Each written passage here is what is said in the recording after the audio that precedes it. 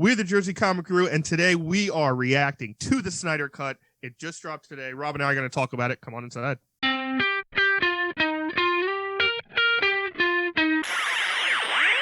What's up, guys? Rob and Chris here from the Jersey Comic Crew, and as Chris just said, we're doing a reaction video to the Snyder Cut of Justice League. Now, guys, we do want to let you know that a full Easter egg and after credits video is coming down the way, but this movie is huge, 4 hours. So we want. I just need time. Yeah, we want to give you a little something. And as you can see here, we looking a little purdy. We got little changes coming. We're gonna play and experiment with it, and let us know down in the comments what you think. But first off, we're gonna jump right in. I want to give my reaction to this, and then I want to hear Chris. We haven't talked about this to each other yet, so this is. I just finished watching it 20 minutes ago. So 4-hour movie. Watching it, I enjoyed a lot more of the movie. Like the jokes, it felt like it was cohesive, right? There were some parts in this movie I felt like I could have done without, or like it could have cut down. Like I feel like we could have done this in 3.5 hours, or even maybe 3 hours, borderline. Yeah. Dude, this movie might as well just been called Cyborg, because Cyborg got so much more screen time, story so much more developed.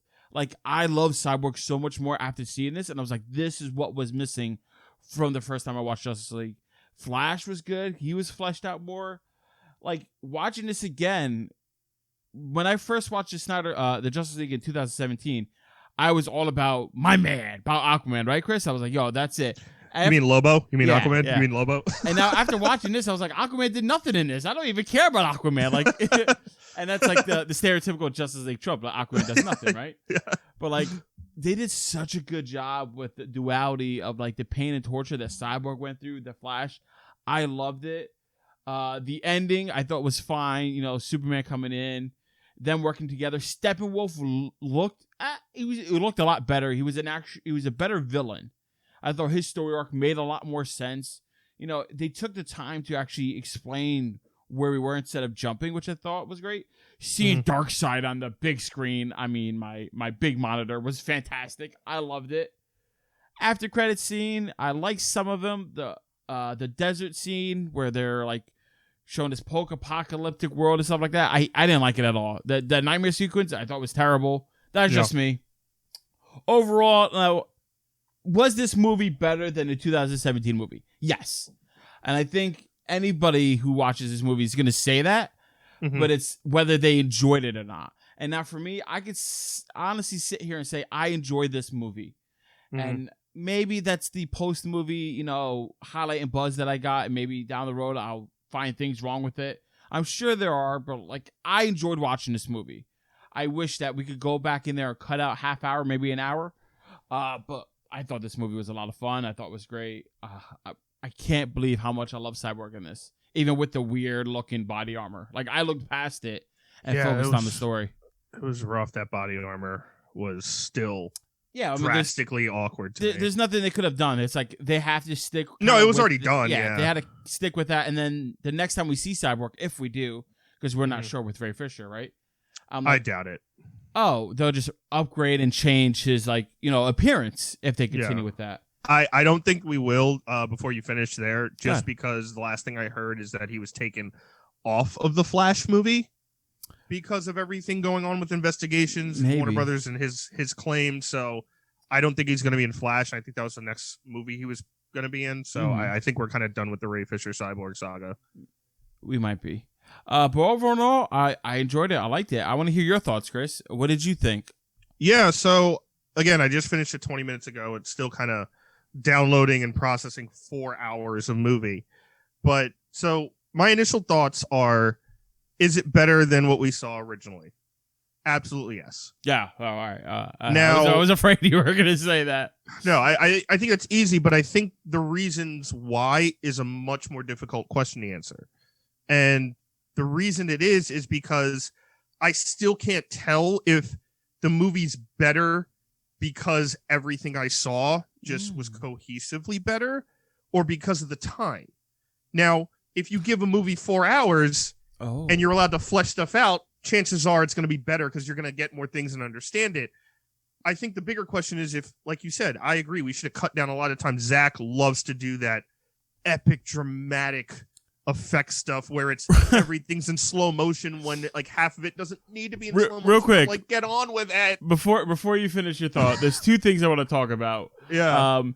Aquaman, when he comes back and he saves the guy and he's walking out with the whiskey bottle and that long, dragged out, dramatic. It was like a commercial. I was like, his shirt was already soaked, and then he takes it off. I mean, sitting there with the waves. No one's complaining about. That was a 5-minute scene of just him getting wet by the waves. And I was like, all right, we didn't need that. And then the other thing, anytime, and I mean anytime, Wonder Woman did something important, we heard, we heard her music. I was like, all right, can we stop that? I was okay with that. I think Wonder Woman's theme is awesome. I think she was the best part of this movie. I think Wonder Woman kicked so much more ass.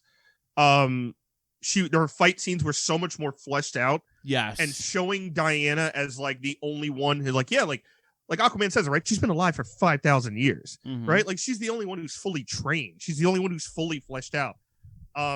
As far as like characterization and stuff, I was really disappointed that the Superman stuff was not as fleshed out as I thought it was going to be, where like it was like, oh, we're going to see him in the black suit. Oh, we're going to get more explanation. And it's just like, here's the black suit and this is what you're in. But what I did like about his return is that in the first one, it was very much like Bruce Wayne was just obsessed with bringing him back. I made a promise. This one gave you a little more context about like, Barry does so we all kind of know what we have to do, but I'm not going to be the one to say it. And then Cyborg shows Superman. And Cyborg shows him because they do the mother box history. I love that Diana was also the historical figure. Yeah. Seeing that original fight with Zeus and Ares and Green Lantern. So that was that is the Zack Snyder stuff that people love, right? Like that fight style that he's very good at, that detailed oriented, like Lord of the Rings style, 300 style fighting. I liked that scene. Let's talk about that real quick. Yeah. Very well done. We could see the gods in there. You could tell that was Zeus. You could tell that was Ares. I thought it was Shazam in the beginning. I thought it was like the wizard Shazam. Oh. Not like our Shazam, not that I see what you're saying. Billy Batson. The original Shazam. And I thought it was the wizard Shazam. When we saw the one with the bow, and I was like, "Oh, that's Artemis." Like Artemis. That's who that is, right? That was a little awkward, like figuring those out. I was like, "Who are those guys with the jacked forearms?" Right? But, dude, Zeus was huge, man. They were also like 8 feet tall, which was really cool. I liked that whole thing. I think that was one of the scenes where we could have trimmed some fat in there a little bit. Oh no, I wanted all of it. If that was an hour of just them fighting, I would have been fine. Like one of my favorite parts of the movie is the beginning fleshed out scene on Themyscira, the fight with Steppenwolf. It made so much more sense. It was so much better. And again, it played to Zack's strengths, which is fight sequences and different things happening at the same time. Kind of like here's conflict, but in a cool kind of way. That fight scene was way more fleshed out. Again, a lot of the slow-mo stuff. But it was also fleshed out for the story. Like, it wasn't just cool for coolness' sake. It made sense for the story and made you more accepting of what was going on. Yeah, and I think for me personally, and everyone else might have you're going to have your own opinion, right? Some people are going to absolutely love the movie. Some people are going to hate it. Some people are going to be in the middle.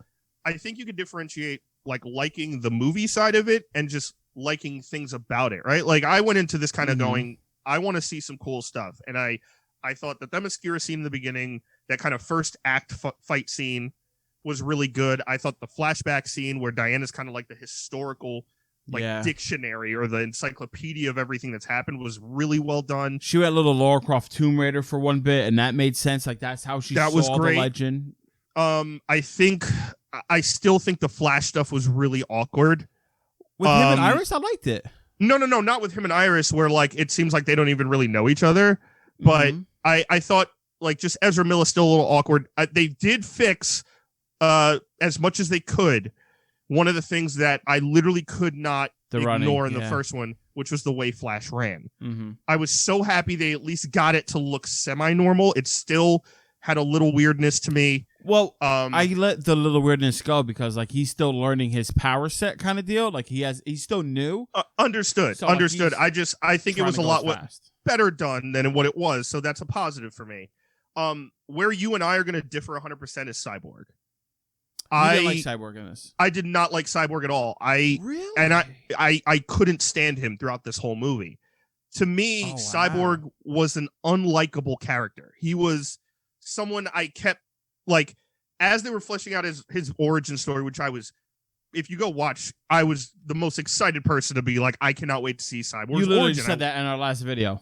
I really was really excited about it. And I think they, as much as they added, they didn't add the realness of it, right? Like the car accident. Show me the aftermath.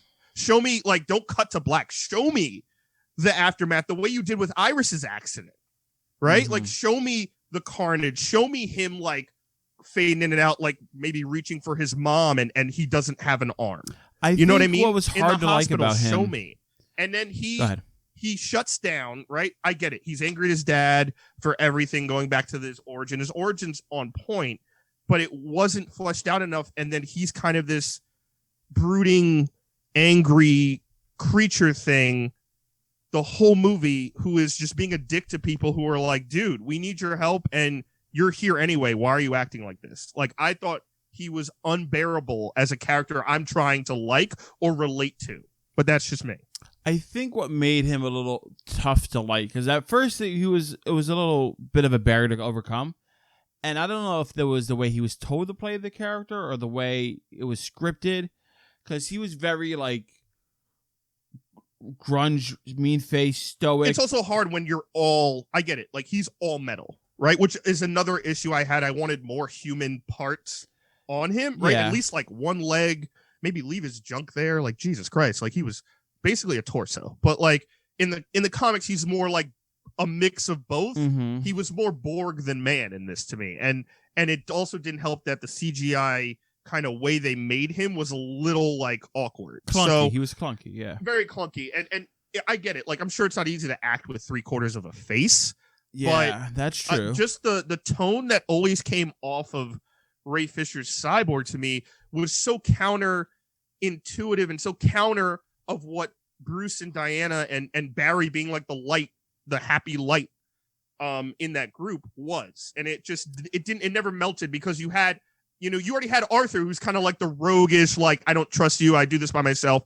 I'm kind of a douchebag, but I'm a likable douchebag. Yeah. To me, Ray Fisher's Cyborg was a little more like not likable douchebag. He was just a douche. Well, I think the angle they were trying to go with Ray Fisher's Cyborg was the tormented soul. Like, yeah, totally. Think like Beast from Beauty and the Beast, right? Like, he's kind of like dealing with the duality of that. Man in the Iron Mask, Yes. what's the play? With the guy. Phantom of the Opera. Phantom of the Opera. But they focused so much, or at least his acting focused so much more on like being the gruff, angry man, and it didn't really show the duality as well as it could have. I do see that, but I think the things that Cyborg did in this and fleshing out his backstory made him that much more likable to me. Like, I still enjoyed it. And yeah, it could have been a lot better, but it was way better than what we had. We had nothing with him before. Well, yeah, everything was clearly better, right? Like, I think we both agree everything compared to 2017 was a lot better. Again, though, my question is it because we had 4 hours to flesh it all out? Like, if Zack had to narrow this down to 2 hours, and it was, let's say, part 1 through maybe 4 in the first viewing of that movie, that basically ends with the fight in the tunnel. Like, that's not a good movie. You know what I mean? That basically ends with Aquaman showing up and holding the water back while they escape on the crawler. Yeah. That's not a good movie. And that to me is what really is bothering me the most, where it's like, okay, like, cool, Zack got to do his thing. He got to flesh it out. He got to show us a bunch of stuff. Seeing Martian Manhunter was awesome. Oh, I'll throw that out there. That Martian Manhunter, as much as I thought I would like him seeing in this, right? Oh, he wasn't needed at all. It was completely pointless. Him talking to Lois Lane in the middle, pointless. Did nothing. And I was like, okay, that could have been an after credit scene, right? Sure, whatever. Like, I think that's what it was probably intended to. Like, if they wanted to split this into two, and then he realized it was just one movie. But the after credit scene with Bruce, the whole conversation and him coming down talking to Bruce, super awkward, super clunky. I don't know what the writing was there. I didn't need him at all in this movie. No. And the way Bruce is kind of like, oh, you're an alien, but I'm used to it already. It's like, are you? Like, how does he know your name? How does he know about your parents? Like, he's like, your parents would be proud of you. And he's like, I hope so. It's like, how does he know? Like, my question is, how do you know about it? Like, why do you know about this? Who are you? Let's shift focus a little bit. Let's talk about the main man, Darkseid. Yeah. And his squadron. We saw Granny Goodness. We saw, what's his right hand man? Desaad. Thank you, Desaad. Desaad and Steppenwolf were talking a lot through the metal. I loved that. I thought that was very good. Yeah. Darkseid, to see him full on the screen, I don't think I could get better than that. I loved it. I thought it was very good. I disagree. I think you can. And I think it's what everyone wanted and didn't get. We didn't get Darkseid fighting our heroes.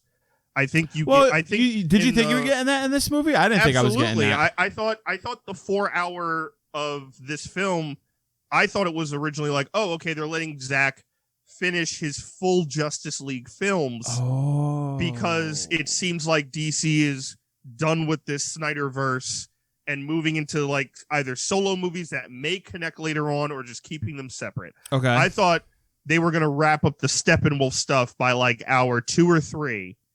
And then it was going to be like, which, gets his head chopped off, it rolls in. And which was great. I was waiting for Darkseid to jump through and be like, kind of like Thanos, right? Fine, I'll do it myself. So like, I was waiting for like, even during the Steppenwolf fight, I was like, is Superman not going to fight him by himself? I want the super, like you did all this to bring him back. And it's like not even a struggle for him. Let Darkseid in so Superman has to actually fight someone. That I thought would have been great. I can see a storyline where they change it, where Darkseid comes in, Superman is dealing with Darkseid, trying to keep him at bay until Cyborg breaks it, and then Darkseid gets sucked out, and the other two take him down. I mean, I could see that if they changed it, but I don't even need that because the portal was open, and because obviously they threw Steppenwolf's dead body at his feet, like as the don't F with us scenario. I wanted Darkseid to jump through and fight the Justice League. That's what I wanted, and that's what I think everybody wanted. But for a 4-hour movie, yeah, I want to see some Darkseid fight. I don't want to just see him on a screen or see him like. Obviously, it was great. Never thought I'd see Darkseid in real life. Don't get me wrong. I'm not bitching about that aspect of it. But I think if you're getting all this money to finish this film, you have to put Darkseid as the big bad at the end to fight. And I just think there wasn't enough. This is going to sound weird, but for 4 hours, I didn't think there was enough time to deal with the Steppenwolf stuff and deal with Darkseid and give us enough of Darkseid. So, like, my thing is, like, with that little scenario that I gave first, like, they're fighting him off real quick and they pushed him back, like, maybe it's a 5-minute fight. I was like, that makes sense for the storyline, right?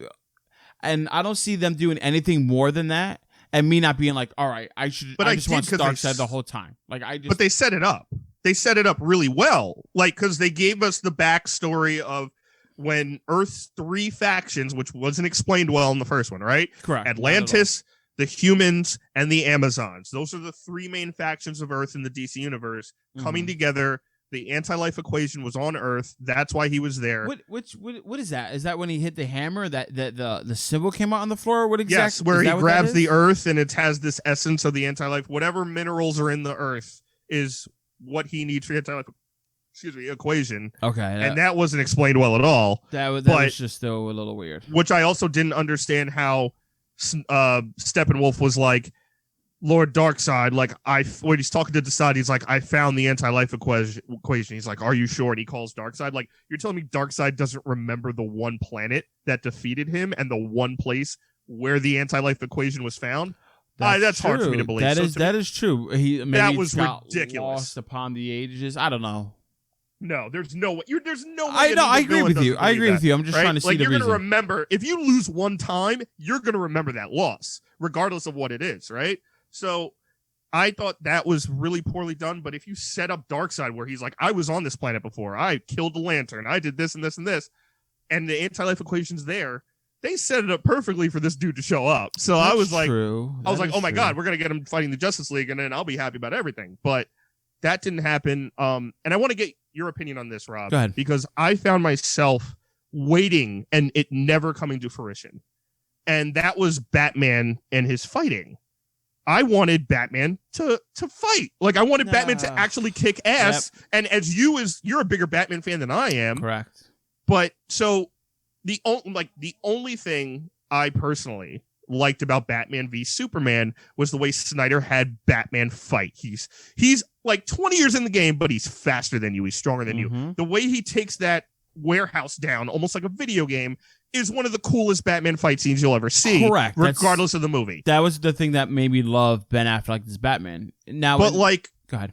Yeah, but like now, so we get this scene where they're trying to save Dr. Stone and the rest of the scientists that Steppenwolf has collected, which is kind of like the end of Act 1, right? Correct. But it's like part 4. So they're in there and they're doing stuff. Diana's kicking ass. And Bruce, like the parademons are quick, right? There's one that's shooting at Barry and almost hitting him even in super speed.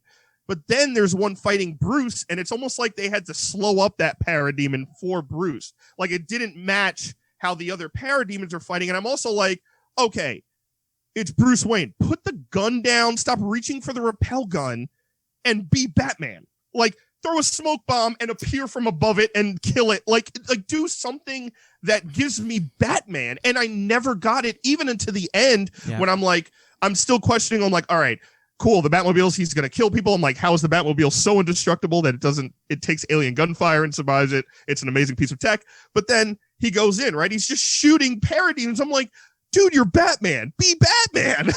So that was my biggest issue with him. I'm like, Zach, you did this a movie ago. Mm-hmm. You have all this time now to do it. Why aren't you doing it? I think there was a limited amount of research that they were allowed to do, right? With them doing it, and obviously getting Ben Affleck back into that kind of shape to do all that kind of stunts. He didn't come back. He didn't do reshoots. Exactly. I don't think he did reshoots. This is the stuff they had.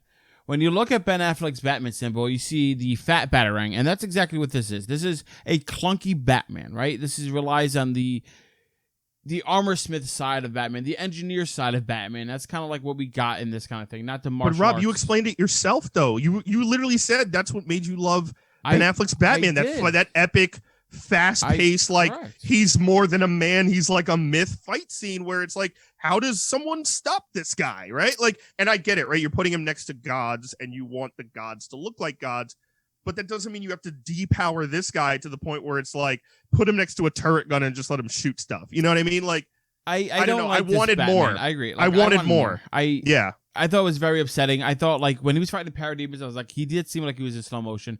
At one point, it looked like he did a back kick, like he turned around and like kicked one parademon off. I was like, cool. All right, let me see more of that. I remember saying Add on. Like, let me see a little bit more. Like, it just felt like he was slowing down. They didn't speed up his action. And I know that, like, you do that a lot in fighting, right? Well, in recording of fighting moves, right? Like, you do it at normal speed and then you speed it up a little bit so they look really cool, right? But I mean, they did it already, and I don't know why they just didn't repeat the same concept that worked. Like, that was one of the things in that movie that worked. I don't know. I think they just wanted to focus on the other side of Batman for this. I wasn't a big fan of, like, for me, if we took it to Justice League, I was like, all right, we just need to replace this Batman. Like, I'm tired of it. Put Robert Pattinson. He's probably going to be able to do the moves. Boom. You got that. Replace Lex Luthor because he's fucking god awful. I don't like it. I can't. Wait, do that again. Do it again. You said fucking. Is that Alexander or is that regular Lex? No, it's Lex. Okay.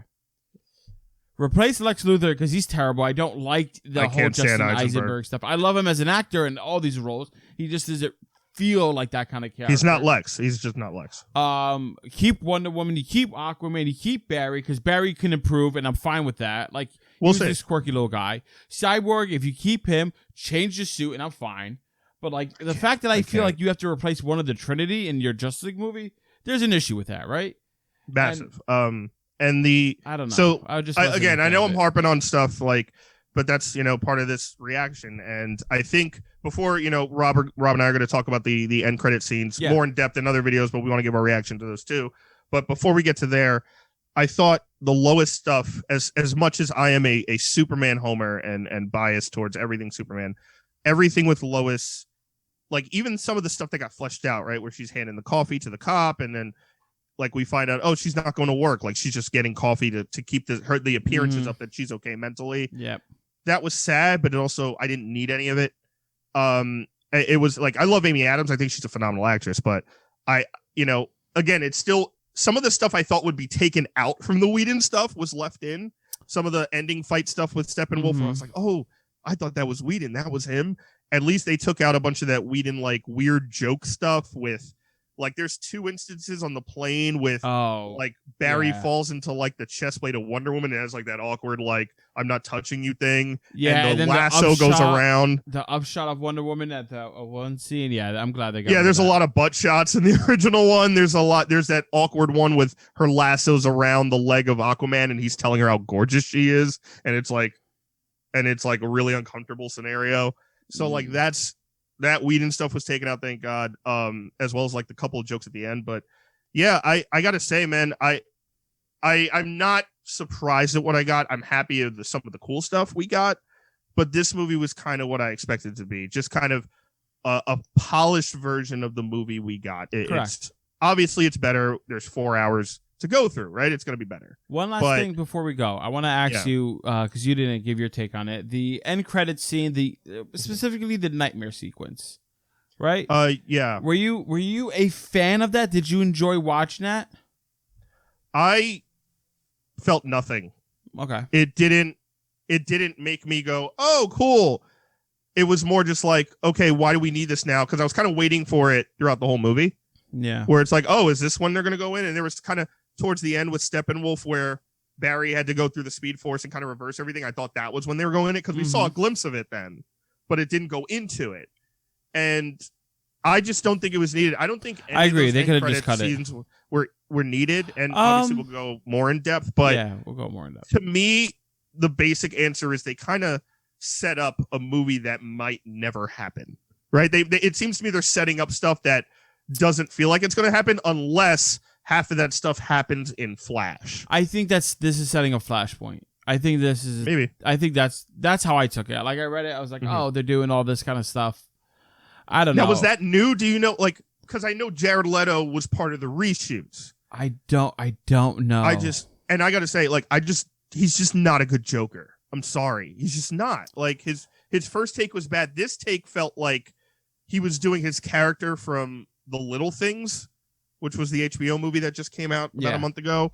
Like kind of this creepy loner guy. Because he had. I liked him better in Suicide Squad. Like that kind of Joker. No. Like, but hear me out. Yeah. The Joker that they did in Suicide Squad. I understand it's a whole different kind of Joker. It's not what we used to. But then you put him in this nightmare sequence, and then you try to take that one and turn him into something, and it fails again, and it's almost worse. You know what I mean? It's like the first one, you have some people that like it, some people that hate it, and some people that are meh. With this one, I'll be shocked to find a lot of people who enjoyed the Joker Batman interchange at the end. I know what you're trying to say. You're trying to say like if you don't do it right the second time, it almost makes both of them even worse. Right? Correct. Like correct. It doubles down in the wrong way. Correct. But yeah, like to me, like, and I think you picked this up too, which that might be an Easter egg that you guys are getting for free right now. But to me, it seemed like that universe was the Injustice Gods Among Us universe. It felt where like Lois Lane dies, which Joker in the comic had a part of, and then Superman goes nuts and he never comes to when they brought him back to life because Lois wasn't there. But we want to hear your thoughts about the Justice League Snyder Cut down in the comments below. And also, what do you think of these cool new graphics? And guys, thanks so much for watching. Please give us a thumbs up, like. Really helps the channel out a lot. If you're brand new, subscribe, turn on those notifications. You don't want to miss any more episodes. Like I said, we need a little more time. We're doing a lot right now. It's going to take me a while to go through those Easter eggs and break down everything, but that'll be coming soon. And as always, I'm Chris Heller. That is Rob Moran. We're the JerseyCom crew, and we'll see you next time.